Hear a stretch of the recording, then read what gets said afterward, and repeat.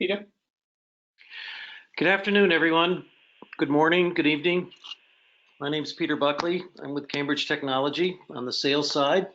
And welcome to our webinar in our ongoing Beyond Prediction series, Building Enterprise Data Warehouses and Data Lakes on Amazon. I'll give you a quick overview of Cambridge, and Nitin Tyagi will take you through the technical parts of the presentation. We wanted to give you a little overview on Cambridge, and we have been since 1999 helping organizations realize business potential and to try to capture new revenue, especially focusing on leveraging big data and analytics. Again, we've been around since 1999. We have over 500 employees globally in the US, India, and Germany. And there's obviously locations in the US, Germany, and India. We have 5 offices in the US. We'll go through some of the partners and some of our notable customers, but Bank of New York, Colgate, Schneider, Iron Mountain, Takeda. We have several certifications: CMMI Service Level 5, ISO 27001 on Information and Security Management, and ISO 20000-1 Information Technology Service Management. And we're an AWS APN Advanced Tier partner. Some of our services, and we provide a full suite of IT consulting services, but we focus a lot around data and AI. Our AI services include advisory, workshops, solutions, and a product we call AI as a Service. Big data, we get involved with architecture, design, cluster setups, data warehouses, and data lakes, as this is part of our conversation today. We've been engaged with Amazon as a cloud provider since 2009, and we continue to provide those services, and we do application development. In addition to Amazon, we are partners with Microsoft Azure, Google Cloud Platform, IBM. We engage private cloud and Oracle Cloud. You can check us out on cloud and big data services at wemanagecloud.com. We engage partners who add value to our service offering and especially to our customers. On the data streaming side, Confluent, that's Apache Kafka. Enterprise solutions with Oracle, IBM Watson, Apica, OutSystems, ForgeRock and CA for identity and access management, New Relic for application software analytics, Atlassian, and Tableau for data visualization. And as we continue to move through our journey with IT and the cloud technology today, we continue to add these partners as we see value. Go ahead. Some of the competencies that we've achieved with Amazon include big data competency, an Oracle competency, and a DevOps competency. We are also a certified and audited member of Amazon's managed services partner program. We're a channel reseller, marketing consultant partner, and we're a solutions provider partner, and as well as the well-architected program within Amazon. Today, the agenda will cover the characteristics of a data lake.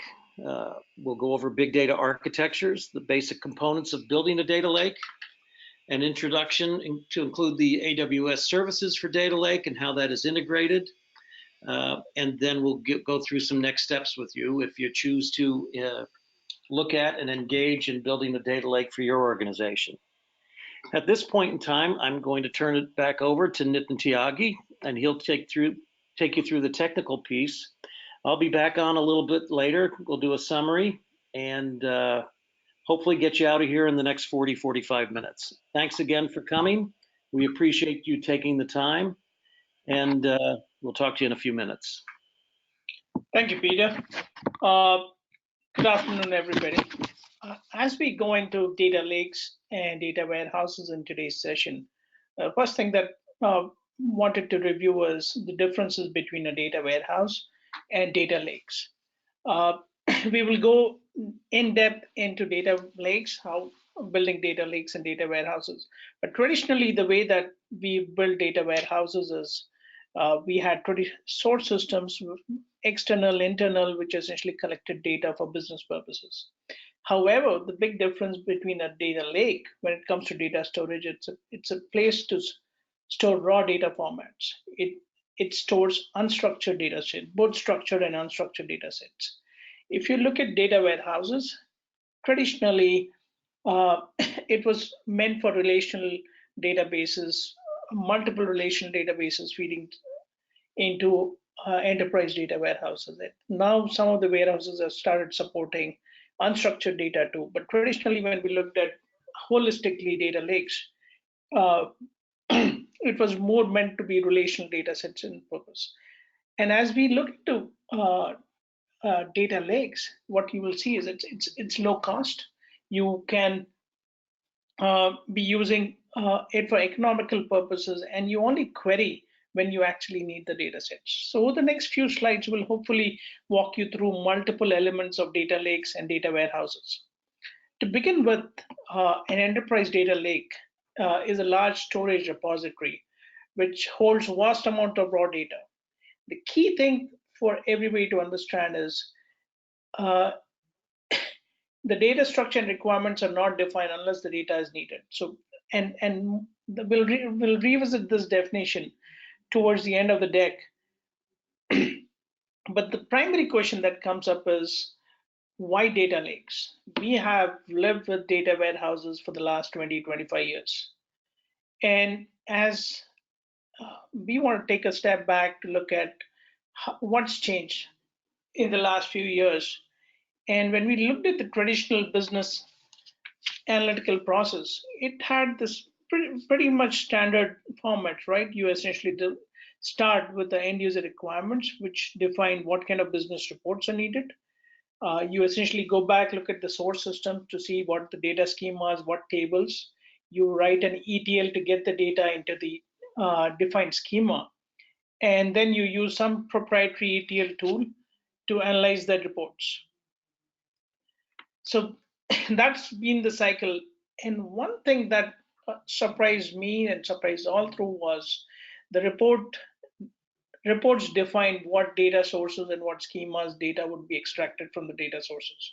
Not all data was extracted from the source systems. It was only data which was needed was extracted through ETLs. Things since have changed. We've seen uh, a lot of growth happening on the online e-commerce side, where we've seen shopping, retail, credit card information for businesses, or be it social media. A lot of social media from Instagram, Twitter, Facebook feeds are actually needed for business purposes, or be it transactions data or IoT devices. From Ubers to trains to IoTs to medical equipment, businesses are generating so much data that there are a huge number of challenges when it comes to data collection itself. How do you combine so much of transactional data with relational data sets and take real-time business decisions? Uh, get the inform How do you get the right information to the right people at the right time to take the right decisions? So these are the challenges that the business are facing or have been facing for some time. And with the growth of social media platforms, the data is enormously grown. And what we've seen in terms of trend, we've been in this business for the last 20 years, working with large enterprise, helping them with the data enterprise data warehouse journeys. And what we have seen is the philosophy has changed. The big people talk of big data. I know some people, and the data scales have changed. The petabyte of scales of data is very common today, and companies essentially are seeing value in data sets which they never utilized in the past. So these are gold mines of data that companies have been using. They started hoarding data because you never know what can you use, what kind of predictive analytics can be done of the data that you capture today. However, this data is not structured. It doesn't have a format. Unlike a traditional data warehouse, you essentially do not define a schema and transformations on the data set. The data is stored in raw format and kept the way it is for usage for future needs. And apps and users we will see it that how this data is used in real time for different purposes.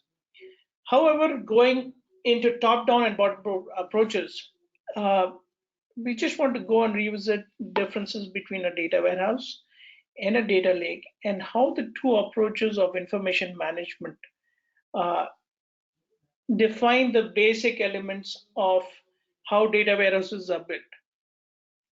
So traditionally there are two approaches of looking at analytics. One is a top-down approach, and one is a bottom-up approach. You essentially, so let's look at it in a way that uh, as a business, you essentially want to understand what has happened, when did it happen, and then you get into predictive analytics capabilities where you essentially want to better understand what could potentially happen and how can we make it happen in terms of prescriptive analytics. And as we go through these elements, we've seen that traditional data warehouses always use the top-down approach of building data warehouses. Corporations, enterprises knew their requirements. They knew the corporate data strategy. The business analyst went in, captured the requirements from respective operational data sources. The data integrations team built the warehouse, understanding what the business needs were, and the analytical teams reported those out. However, with the data lake, things have changed. Data lakes is a bottom-up approach. Data lakes essentially take all the data into uh, into a data lake. They store it, and then the analysis is being done. And once we have all this data into the data lake, people are exploring this data, writing batch queries, learning from the data, doing data exploration exercise during time series analysis to understand what the data is telling and trying to build hypotheses from the data.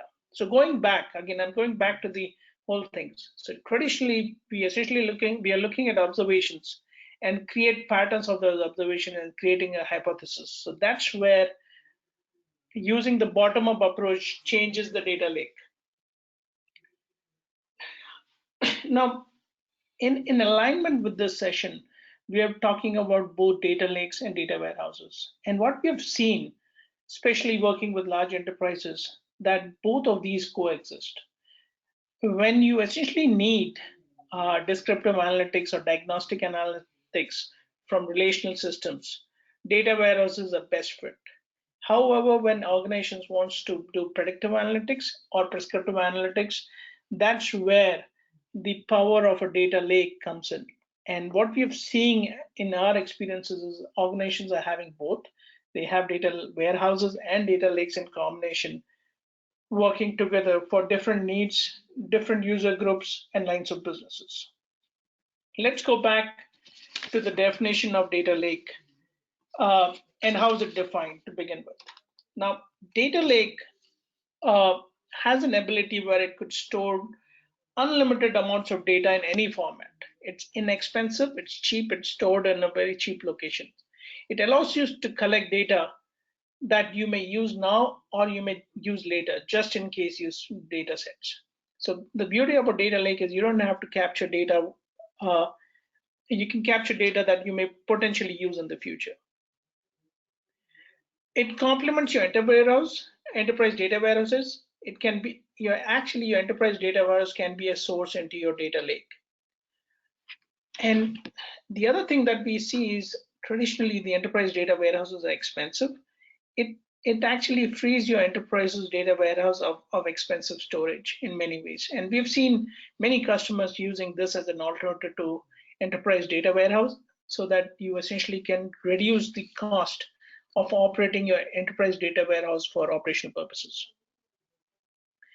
The last thing is if that we want to speak about data lakes is the ability to do predictive analytics. How can we use machine learning, data sciences projects on data lakes? And we'll speak about it as we get into data lakes. But before we do that, we want to spend some time about data lakes architectures and how did data lakes come into picture. Traditionally, if we've seen it, data lakes had been an augmentation of the enterprise data warehouses. So when we've seen that enterprise data warehouse have been in existence and where enterprise data warehouse had been struggling to deal with data, that's where organizations have invested in data lakes to capture data of multiple data structures, formats, storage, and whatnot. The challenge there was the challenge of using existing reporting tools or data hub for some of the reporting needs in such cases. Then we've seen enterprises using data hub plus enterprise data warehouse models, where there was something called staging area or a data hub, which essentially fed into the enterprise data warehouses, where the data hub was a repository of structured and unstructured data, and the enterprise data warehouse typically stored the structured data sets.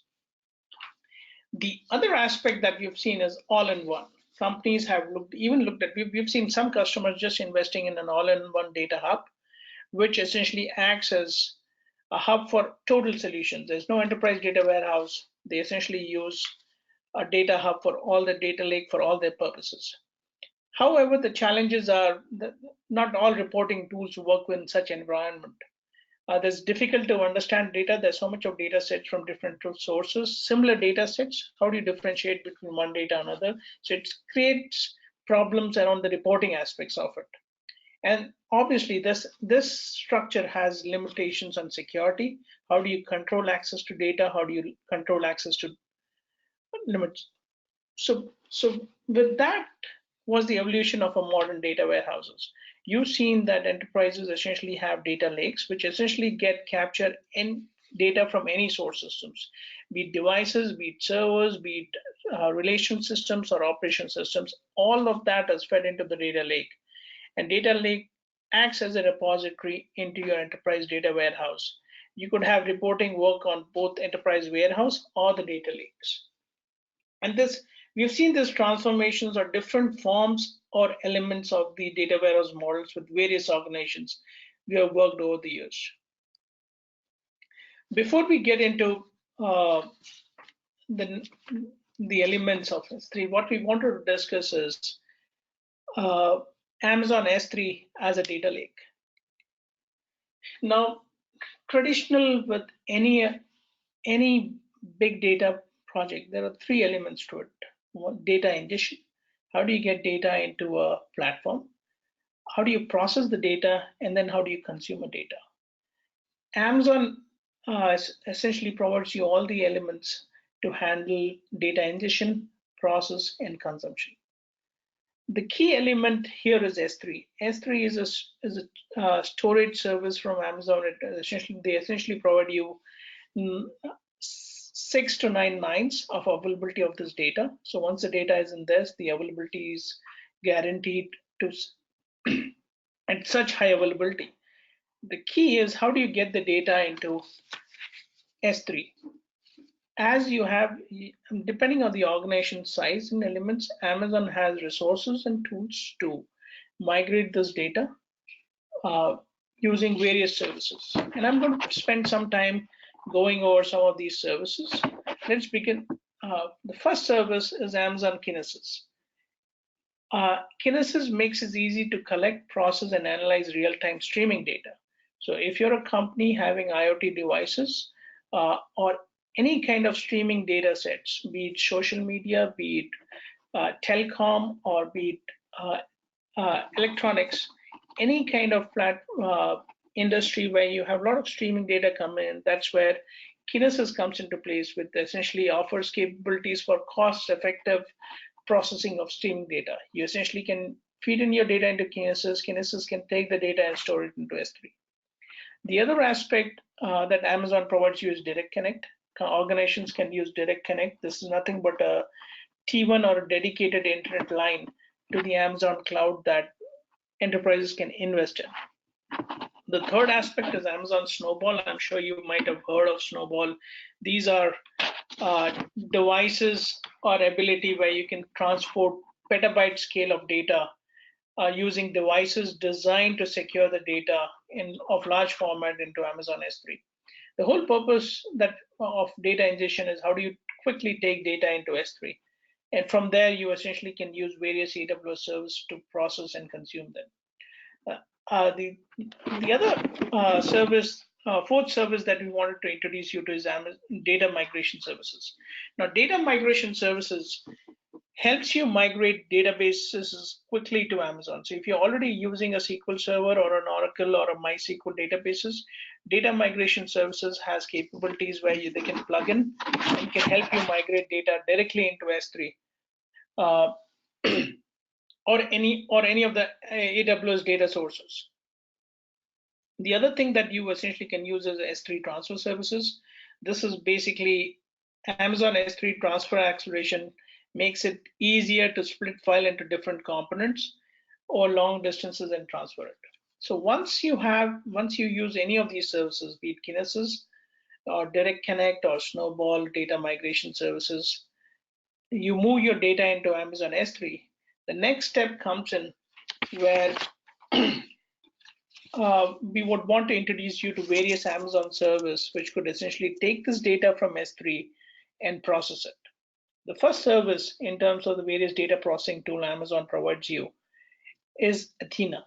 Now, Athena is a service which you could basically query data which is sitting in S3 using Athena using simple queries.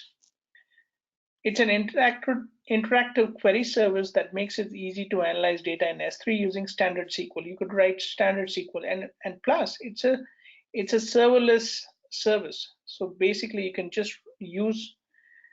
You don't have to install it. It's fully managed service that Amazon provides to write queries directly into S3. I'm sure you might all have heard of the next service, Amazon EMR.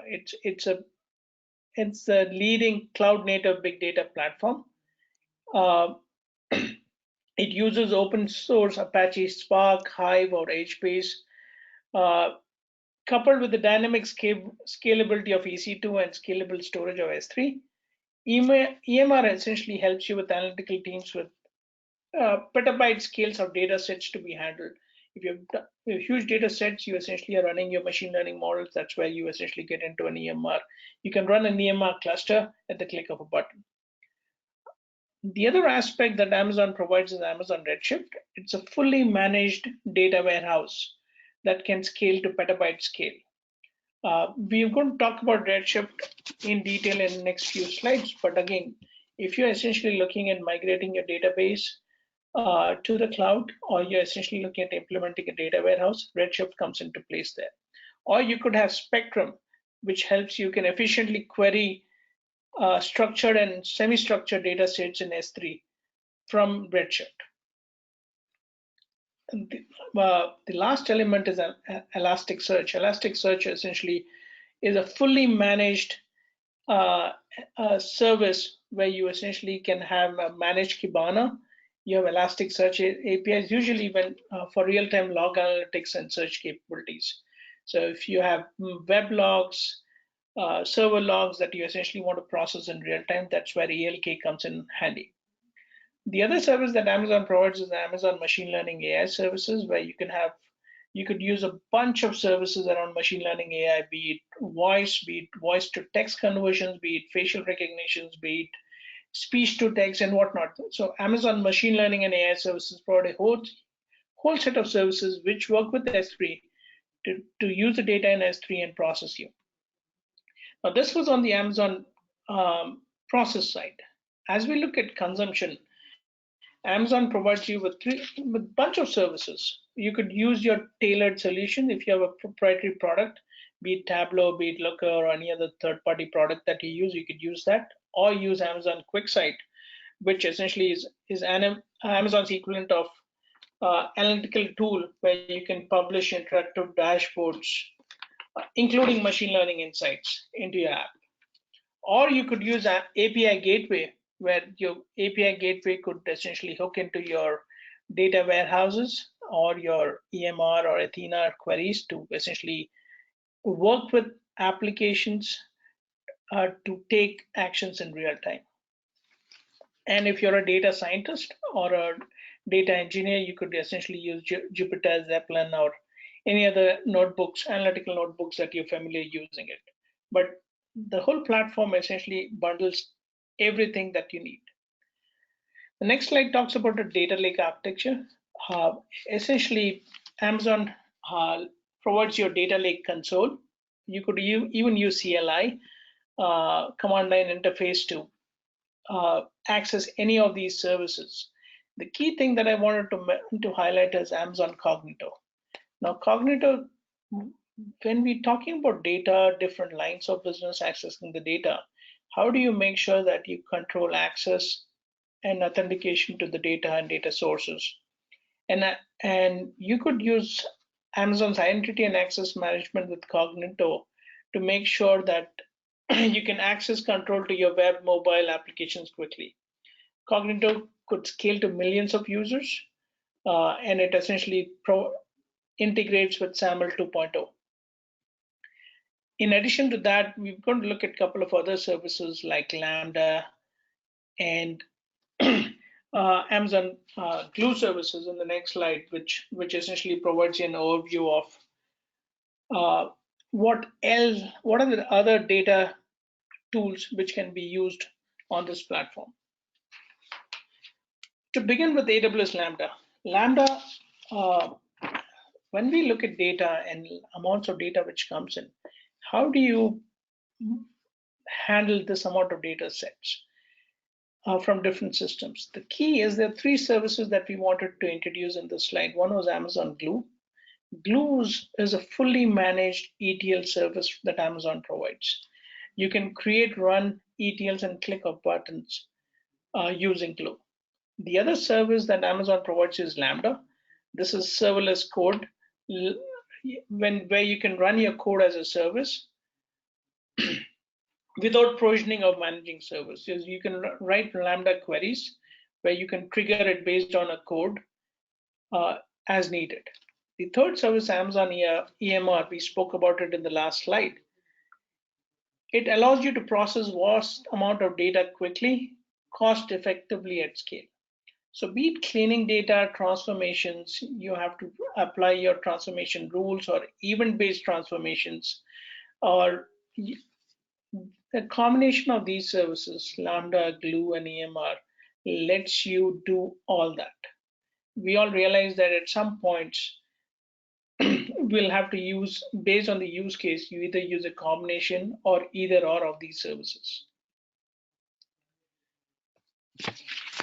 Now, Glue is a service which essentially lets you ETL on demand. You essentially can use Glue to prepare load data for analytical purposes. You can run from the Amazon console, you essentially can write on a click of button, you essentially can write your ETLs. You essentially point the source. What Glue does is it discovers your data, stores the associated metadata in a Glue catalog, which can be used by other services when they have to use that data. And we'll go a little deep into these in the next slides. The key is metadata, right? So the magic behind a data lake, your data is sitting in S3, and how do you make sure the data sitting in S3 is available for services like Athena, services like EMR or Redshift, or to query?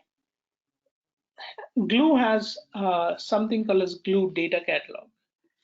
The Glue Data Catalog maintains centralized data catalog with metadata for your data lake. And it allows you to share the metadata between other Amazon EMR service, Amazon services, be it Athena, be it Spectrum, and whatnot. So when we say that Athena lets you query S3 using SQL scripts, they essentially are using the Glue Data Catalog for metadata repository and metadata information. Now, how does Glue work? The way that Glue works is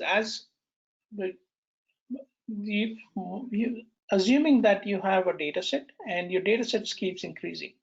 So there's an ingestion process which essentially takes data and keeps pushing the incremental data on S3. Now you've loaded the first data set in S3, but how do you ensure that as new data sets keeps coming, the data is being looked at, the metadata being updated at regular intervals? What Glue does is Glue uses something called data crawlers. These crawlers look at the data sources, crawl multiple data sources, and once they finish crawling, they create and update the tables in the data catalog. And that way, all the information is latest, and you essentially are able to run ad hoc queries in real time, depending on the data catalog. Now, data catalog also classifies the data, be it rich, essentially based on the source systems and classification, essentially classifies based on the data sources, be it Redshift, be it CSV, be it JSON, and whatnot. Data catalog supports all these kinds of source file formats. In addition to that, the Glue data catalog also does a lot of elements about the metadata of the data sources.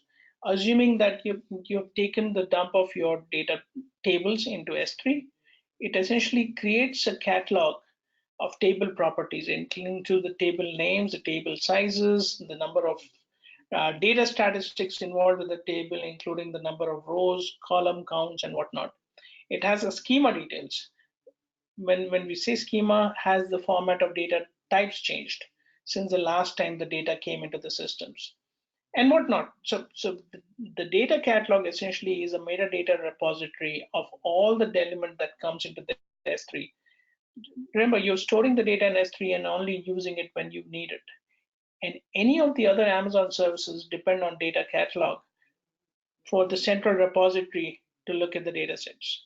The other aspect that the data catalog does is versioning of data sets. If the tables have changed over time, which happens in real time, that number of columns, data types have changed, it also creates a versioning of all the data sets so that it's easier for reference, and some of these queries are and other third-party tools which use data catalog gets smarter.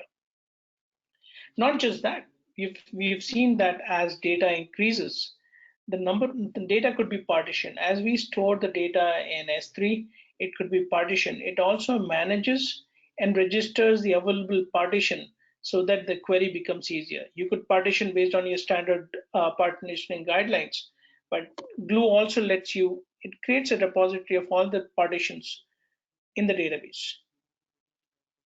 So I just want to summarize here. If you look at the heart of a data lake, what I would say is the Glue data catalog essentially makes any of the, it essentially is a metadata repository of all the data sitting in S3, and it works with all the Amazon services, seamlessly works with all the Amazon services, be it Athena, be it EMR, be it Redshift, be it Elasticsearch, or AWS AI on machine learning services. All of them via Glue have access to the metadata which is sitting in of all the data which is sitting in S3. This makes the cost cheaper. At the same time, the Glue catalog enables any of these services to perform functions on data sitting in S3. Traditionally, Glue is nothing but a Hive compatible metastore. So if you've been using something else which is Hive compatible, you should be able to export your metadata store into Glue as well.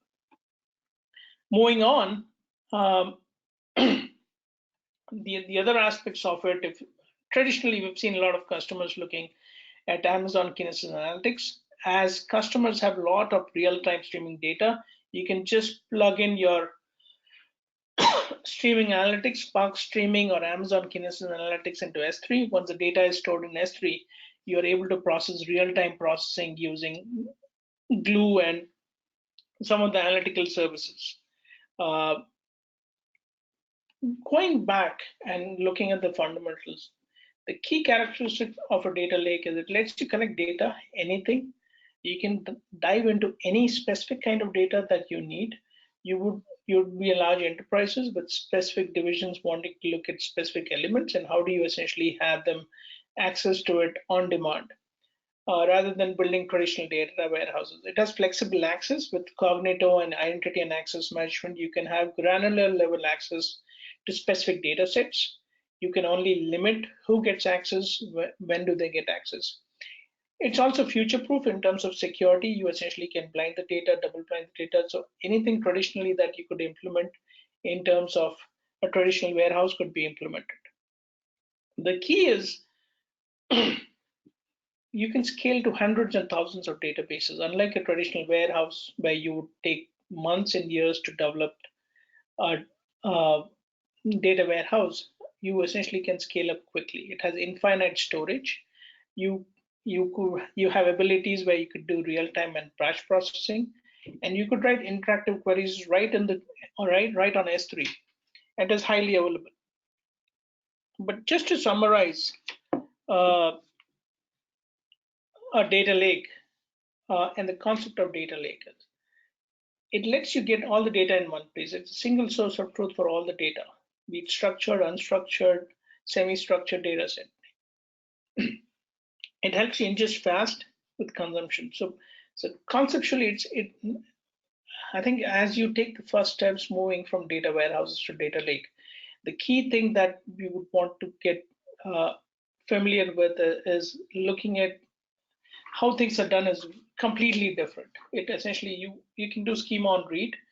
It is designed for low cost storage. S3 essentially is as cheap as the storage could get. And it decouples storage and compute. You only use compute when you need to use on the elements that you want to use.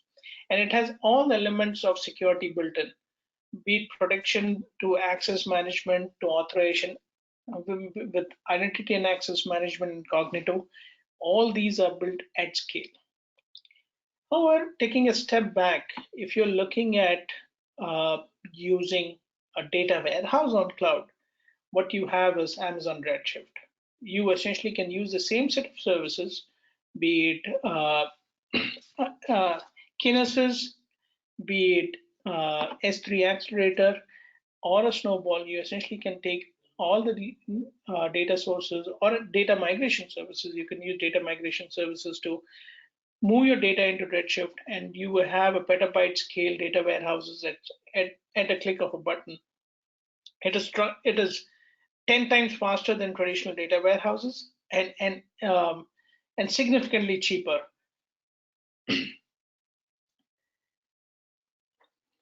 The key element of where we say is a combination, and going back to the basic elements, is we've seen enterprises use a combination of both. They've invested in data warehouses and data lakes. And traditionally, we have seen data lakes as tools where they have been exploring data sciences and machine learning projects with so much of data that they could essentially store in S3 and provide access using identity and access management to specific data science group within the organization, so that everybody has access to high compute, low storage, low cost storage data sets available. At the same time, they are able to manage access to who gets access to whatnot. With this, I'll pass it on to Peter. Peter? Thanks, Nitin. I think that was great. What we wanted to talk to you a little bit about now is our engagement model and how we go about engaging with potential customers around data lakes and data warehouses. And these are some of the questions that we actually get from the customers, so I think it's kind of easier just for us to answer them up front and help you with them. So some of the customers ask, can I do streaming ingest into a data lake? And the obvious answer to that is yes, and Nitin actually went through that in one part of the presentation. And can a data lake replace our database replicas we maintain for analytics?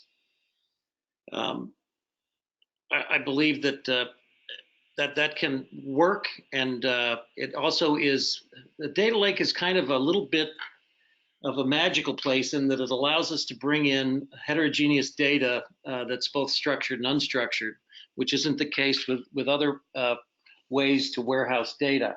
So it makes your data usable almost immediately and gives you a gateway to get into AI and machine learning.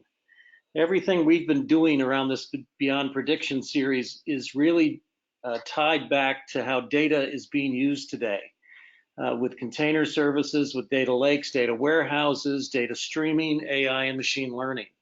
We're trying to give our public a lot more information about a complete engagement model to start utilizing the data that you all have and utilize it efficiently, cost effectively, and help you build new revenue streams with the data that you already have and learn more about your customers and your business as you go along.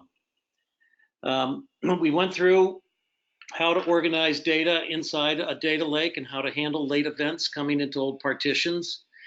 And we also talked about how to perform updates and deletes into the data as you go along. We've also talked about, and people ask us, how can I run machine learning training on data in the data lake? How can I augment the data in my data lake with real-time predictions during ETL or ingestion? How to enforce data protection rules in the data lake? And what are the authentication and authorization options available within the data lake? These are all questions that we hear very often when we engage, and they're not necessarily simple answers. So what we would like to do is suggest that if you do have questions around this or another question, that you engage with us on a one-on-one conversation, and we can take you through how each of these questions are answered and how they would affect your environment specifically, because each one is very different and the answer can be very different consequently. I did mention that we have been running this Beyond Prediction series, and next week will be the last webinar for this year, and that's going to be on implementing Enterprise Apache Kafka platform to enable machine learning, and we'll give you an introduction to Confluent Cloud as well. And if you don't know much about Confluent, I think it'd be an interesting exercise for you. Confluent, the guys who really built Apache Kafka have built Confluent to extend the platform for Apache Kafka and make it easier and more efficient and much more cost effective in the data streaming environment. It's next week at 2 p.m. on the 13th. You can register for it on our website at www.ctepl.com.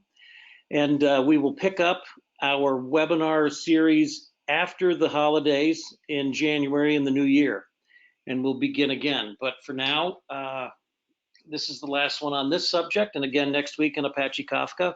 We'd love to have you join us. Register on the website, and we'd like to thank you for joining us today. We hope that you got most of the information that you wanted and that it was informative. And we hope we didn't take up too much time. We said we'd keep it to around 40-45 minutes. If you need to reach us, there's some contact information. We will make the recording available. So if you'd like to listen to it again, the webinar again, you'll have that opportunity. And again, thanks for coming. Hopefully you have a great rest of the day and a great rest of your week.